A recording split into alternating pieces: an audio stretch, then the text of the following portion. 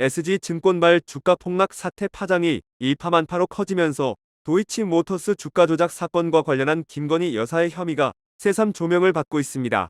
이번 주가 폭락 배경의 통정 거래를 통한 주가 조작 의혹이 불거진 때문입니다. 관련 투자자들은 피해자라고 주장하지만 통정 거래 사실을 미리 인지하고 있었다면 자본시장법 위반으로 처벌받을 가능성이 큽니다. 김 여사도 도이치모터스 주가 조작 사실을 알면서 돈을 빌려줬다는 의혹이 제기된 상황입니다.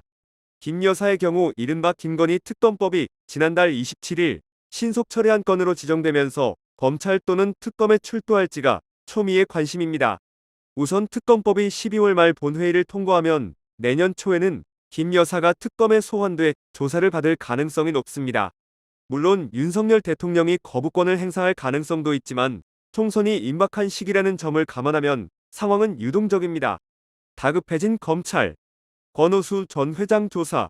주목되는 건 특검 도입을 앞에 둔 검찰의 선택입니다. 검찰이 앞으로 남은 8개월 동안 김 여사 주가 조작 연루 혐의에서 아무런 성과를 내지 못하면 특검 현실화가 불가피합니다. 중립적이고 공정한 검찰을 내건 윤석열 검찰과 한동훈 법무부 장관은 큰 타격을 입게 됩니다. 검찰 일각에선 이렇게 된 마당에 정공법으로 돌파할 수밖에 없지 않겠느냐는 목소리가 나온다고 합니다.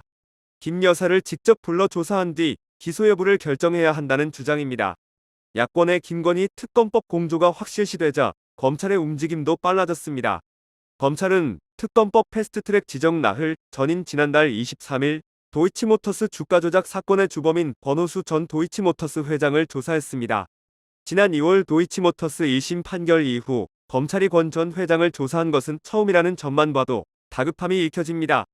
검찰은 이날 권 전 회장을 상대로 김 여사가 주가 조작 사실을 인지했는지 등을 확인한 것으로 알려졌습니다.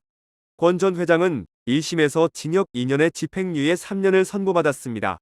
김 여사 연루 의혹은 1심 재판부가 김 여사 계좌 일부가 주가 조작에 동원된 사실을 인정하면서 커졌습니다.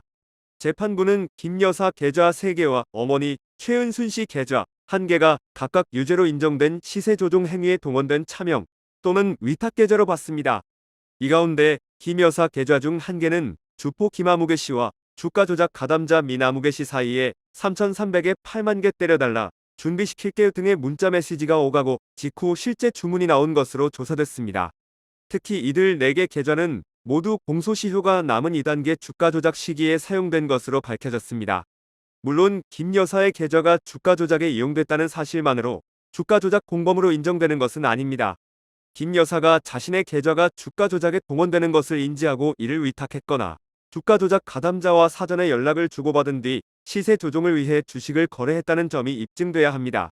검찰이 사건의 주범격인 권 전 회장을 조사함에 따라 조만간 김 여사도 조사한 뒤 처리 방향을 결정할 것이라는 관측이 제기됩니다.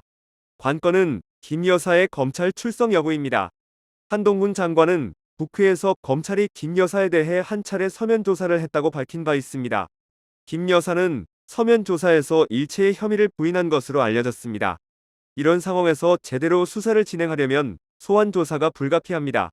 하지만 법조계에선 실제 소환이 이루어질지 불투명하다는 관측이 많습니다. 과연 윤 대통령 직할체제로 구축된 검찰 수뇌부가 이를 관철시킬 수 있겠느냐는 겁니다. 대통령의 배우자도 성역 없이 수사해 명예를 지킬지 아니면 특검의 수사를 넘기는 굴욕을 감수할지 검찰은 기로에 섰습니다.